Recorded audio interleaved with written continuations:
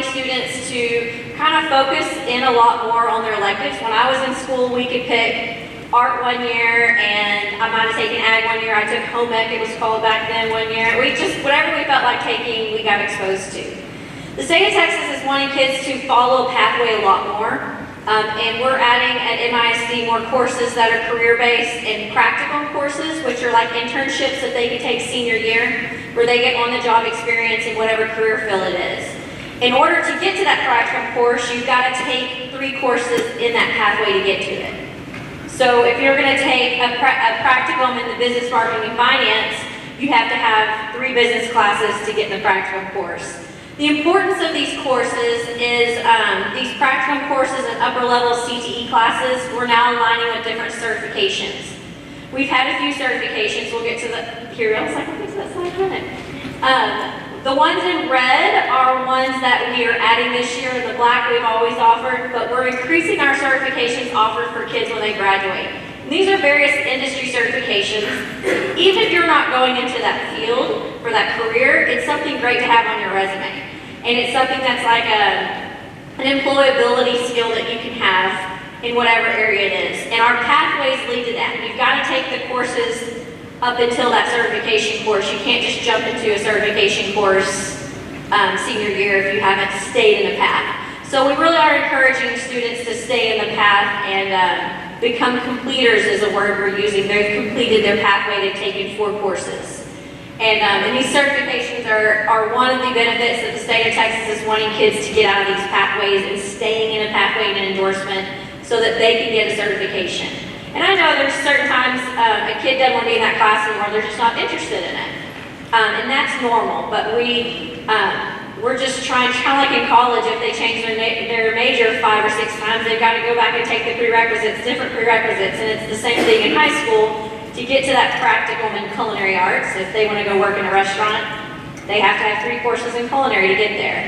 So one of our big objectives in MISD is to encourage kids to be completers, encourage them to choose the pathway and stay with it by offering all these different certifications and student organizations that we're adding. We're hoping kids will be a lot more interested in staying in a pathway, and we're having our practical internships to get on hands-on experience in those courses senior year out on the job site too.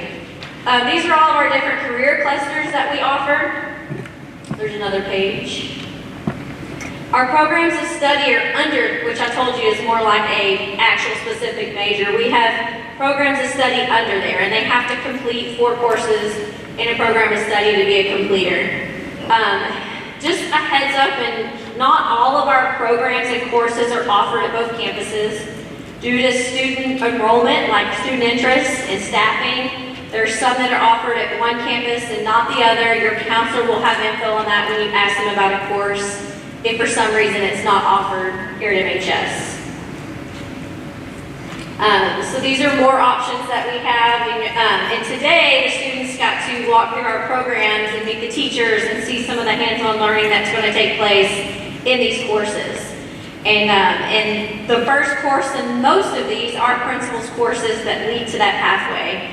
And is there something else I missed? Here's what I was talking about, our endorsements that they have to declare, and then they have a career cluster, and then they have a specific program of study. I've shown as an example teaching and training, which is education and training. And it's the course where junior and senior year, the students go into the elementary schools and work with teachers and little kids. And it ends in a certification that's a teacher educational aid certification through TEA. Where while they're in college, if they want to go into an education field or don't, you can get paid a lot more as an educational aid than a substitute teacher. I will be available out in the lobby and cafeteria area for questions after this, if anyone has any questions. Also, we made videos today of the tour that the kids went through and what they saw the teachers presenting in each career cluster. And we're going to post those videos to our CTE website in the next day. And also, we're going to get them posted to our MHS counselor page too.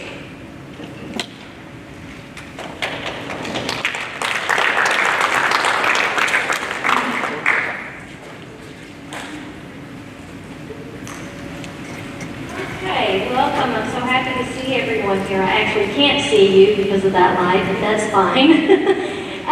We're going to share some of the tricks and trades and tidbits of high school. What we want to mainly do is you leave here feeling relaxed and not worried. We promise we've never lost a freshman.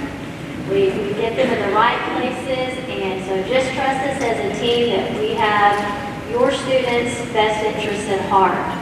So the information that we're going to share with you tonight will come from the course selection guide. This guide was approved by the school board in December, and so it's recently added to our website, and so you can see all this information there, so you do not have to remember it all tonight.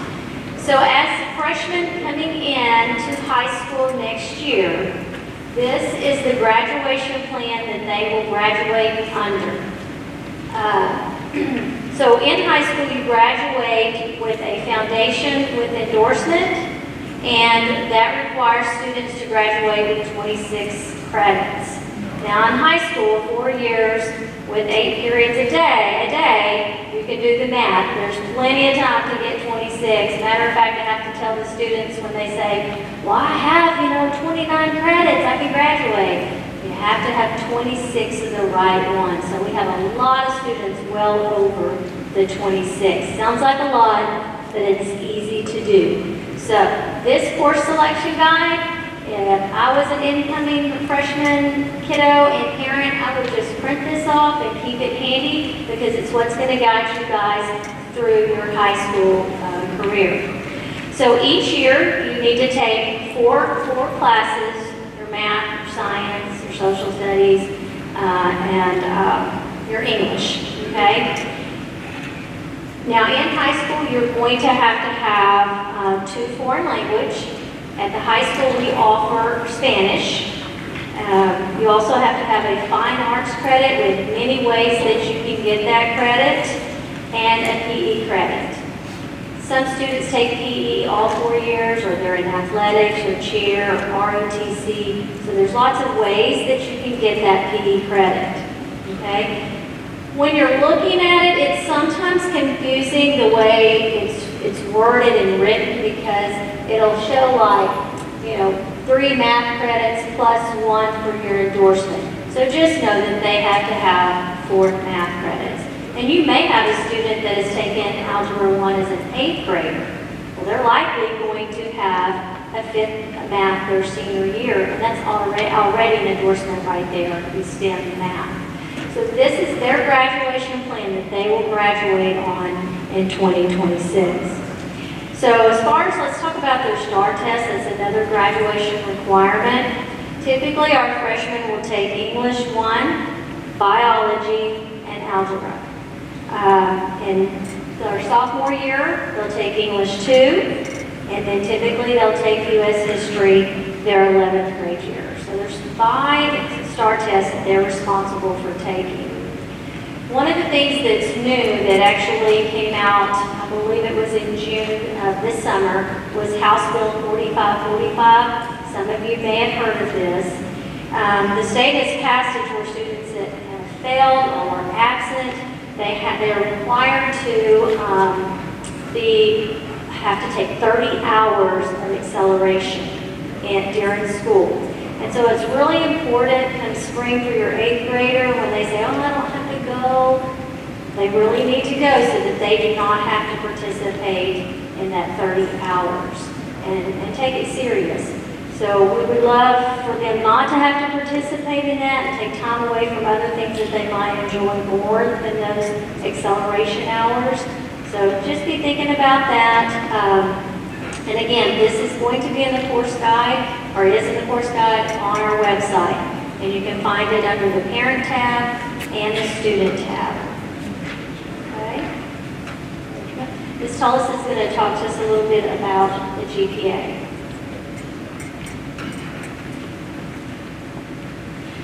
Okay, so something that's always a big question for students, especially students who are planning on going to college, is what is a GPA? How can I keep my GPA high, and how are things figured out? So your GPA is the grade point average, which is the average of all grade points earned. So how do you earn a grade point? At the end of each semester, every class you gain credit for, you then gain a grade point for that. What we have up here is a proposed GPA schedule for the incoming ninth graders. So that would be your students. This is actually up for vote tonight in the school board meeting. So if this passes, then this will be the new GPA. A couple of things I'd like to just point out, because so often students don't see how important it is to hit the ground running their freshman year. So your freshman year, you're going to earn a total of 8 credits.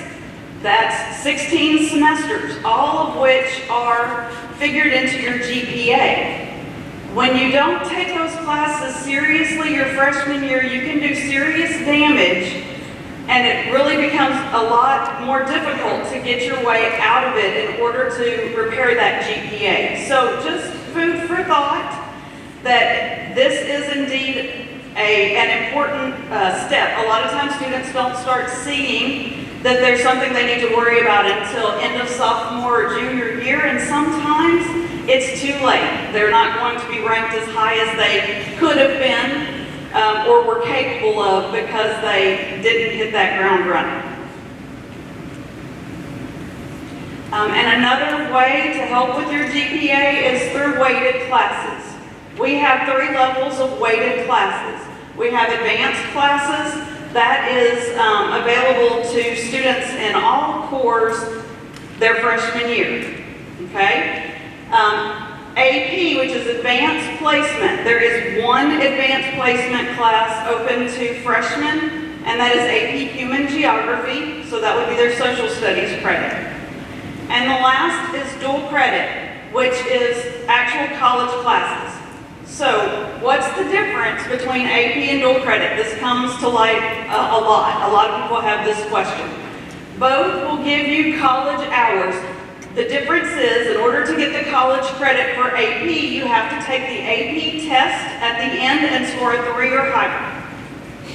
For dual credit, you have to pass the dual credit program, the dual credit class that we offer. We offer all of our dual credit through Lone Star College. And if you pass at the end of the semester, then you gain that credit. Okay, so how do you know which one is right for you? The main difference between the two is who accepts them.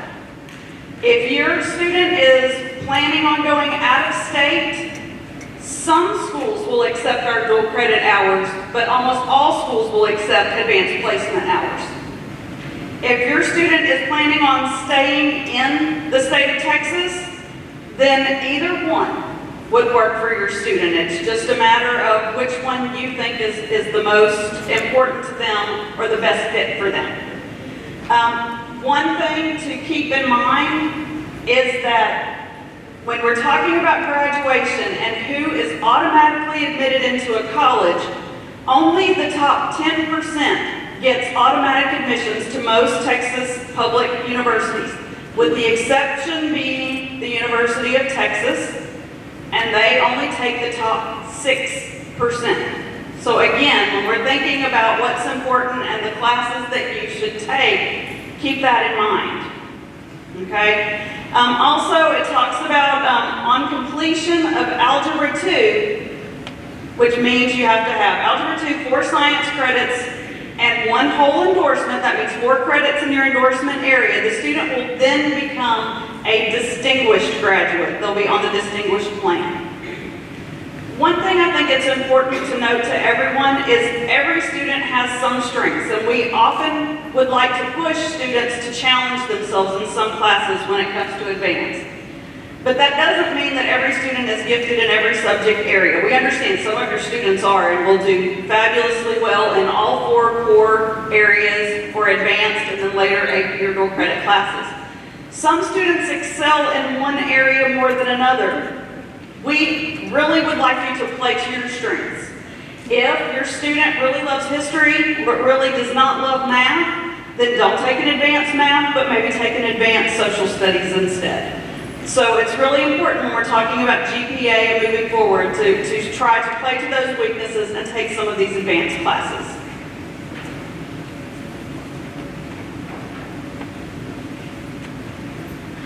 Okay, so here is a page from our newly adopted course selection guide.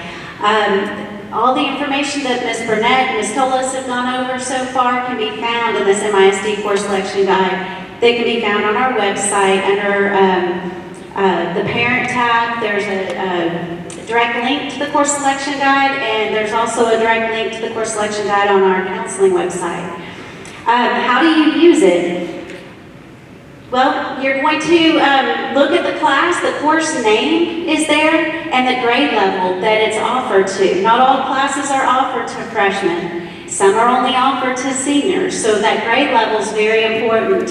It gives you a little blurb about the course. You know, if there's a CTE certification that's offered by taking it, so on and so forth. Looking at the course number, that's really important for when it comes time to submit their courses.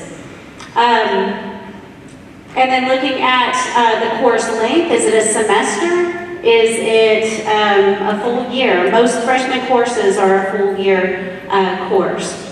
And then also very important to look at those prerequisites.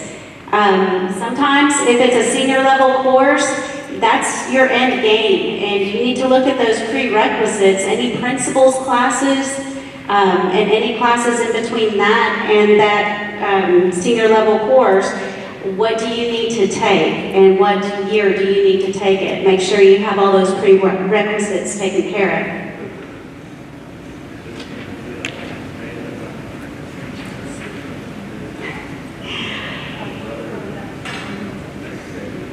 Okay, and here is a QR code added to the slideshow.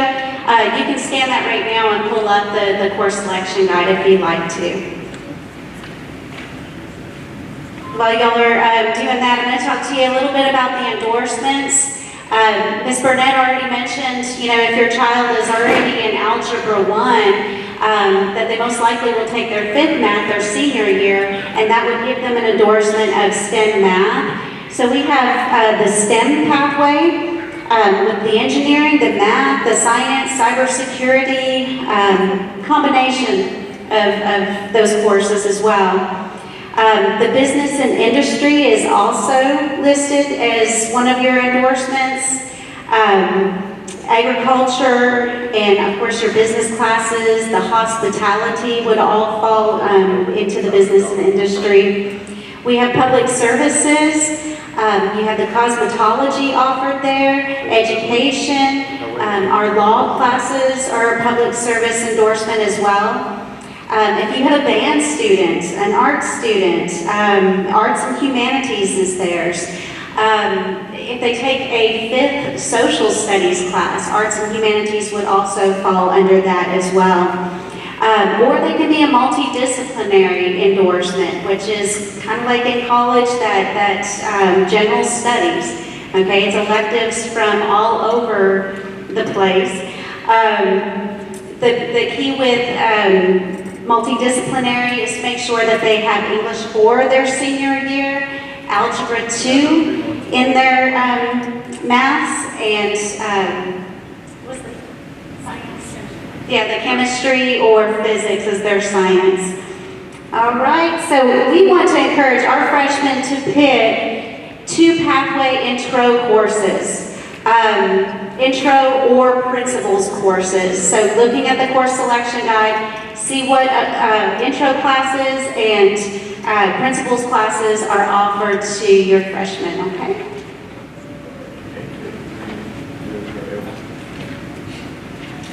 Okay, so I just want to talk about in your course selection guide, in the CTE part of the course selection guide, you're going to see some little snippets that show you the pathway.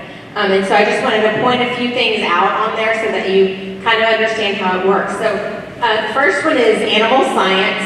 And so the big thing to think about is you can see as a senior or as a junior, you can take veterinarian medical applications. And so that's like, oh yeah, I want to take that. So I get a senior, I want to take that. Well, they haven't done anything prior to that. So it's very important that you look ahead, because the principles kind of sounds boring, but the cool things that come at the end is what's important. So you need to kind of look at what you can do your junior and senior year and see if that is something that you think you might want to do, so that you make sure you get those done your freshman and sophomore year. The other thing in there is to notice in that pathway, when you're a sophomore, you take small animal management and equine science. They're half a year each. So they go together as one class. So sometimes we get kids that sign up for 8 classes and they put small animal as one and equine as one. Well, really, they only pick 7 classes. And so now we have to, try to figure out what they want their 8th class. So pay attention to how many credits it is, because that's how many classes they are. And then you can see in their senior year, a lot of times the practicum is 2 or 3 periods a day. So that's 2 or 3 classes. So when you're kind of planning out or thinking about how it's going to go, when you make it to your senior year, you have to kind of make sure that you've gotten all your stuff out of the way, so that you can take that 2 or 3 hour period of that. Next to that one is Culinary Arts, and we like to point that out because you notice that the first course in Culinary Arts doesn't say anything about culinary arts, it doesn't say anything about cooking, but that is the intro course. So if you're thinking about getting into culinary arts, you want to cook, you want to make food during school, make sure that your freshman year you pick principles of hospitality and tourism, because that's the beginning. Down here, our architectural design starts off with interior design. We wanted to point that one out because we at Montgomery High School don't offer that. So if that's something you're like, oh yeah, I want to do that, well, we don't offer it here, sorry. And then the last one is our engineering, and our engineering has 2 courses at the beginning, Principles of Applied Engineering and then Intro to Engineering Design. And Intro to Engineering Design is the prerequisite for aerospace. That's where they make the airplane. I'm sure that's a popular one because there's a whole airplane in our old library. Or civil engineer, and so if you want to do those, it looks like you can take either or, but you really need to make sure you're taking Introduction to Engineering Design.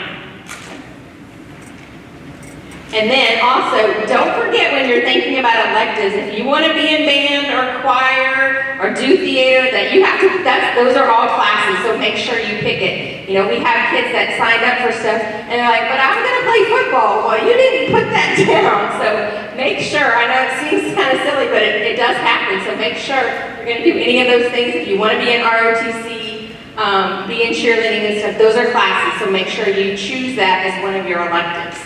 So you're not going to get, where our hope is that you pick your 4 core and then you get at least one thing out of the way. Either get started with your foreign language, pick your PE, or do your fine arts, right? Because you want to try to kind of whittle away at those requirements like that.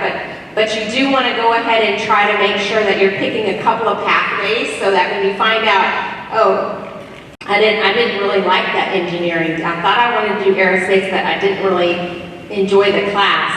At least you've maybe picked another pathway that you're going to be able to complete, and so that's kind of our goal. Okay, and Ms. Burnett, I think, is going to finish up for us. It's kind of hard to come after Ms. Jenkinson. So we gave you some planning sheets, and hopefully that will help in your course selections when you visit with your students. I think today, having the students come over and participate in the field trip and see and do some hands-on activities, I'm hoping that ignited some of their excitement in choosing their classes for next year. The counselors, we will be at the junior high February 2nd, so we're going to go over another presentation with your students and just kind of remind them what they saw and heard here today. But we wanted to go ahead and give you the planning sheet so you can be thinking, kind of get a head start, have those conversations, pull up the course selection guide. One of the things we gave you was a common core sheet. Certainly doesn't list everything that's in the course selection guide, but it is a rough outline of all the courses that a freshman can take, okay? We have a planning sheet, and then we have one that we filled out just to kind of give you an example of how you can fill it out. If it's a full course, just draw a line across it. Like the other ladies were saying, is if you could choose 2 principals, because we do have students that have fainted at the sight of blood in their health classes and said, I cannot finish this pathway. So it does happen, and if they have something to fall back on, that's great. So this sheet that I give you today, we're going to give another one to your student in February, so if this one gets lost or dirty or whatever, just know that we're going to send another one home. These are going to be returned February 8th to their GES teacher. The counselors, we are going to help the counselors and teachers there put the course selections in online at the junior high. So this is just for you to look at and see, but just know that we will send this home again. But use that course selection guide will also help you with the descriptions of each of these courses to help you have some good conversations with your students. So that's about the gist of our plan tonight to share with you. I know it was a lot of information. If you have any questions, I know that we are available. You may email us. Certainly we'll do our best to answer your questions. I think after you look at the planning sheet and the course guide, I think the information is there that will kind of help you make some of those decisions and have those conversations. So I think the rest of the evening, if you brought your student, they can show you around to some of the activities and classrooms that they were able to tour today. So I think that, do we have someone waiting in the back? This holiday here. So we'll adjourn at this time and meet in the cafeteria, and that way y'all can start your tour around the campus.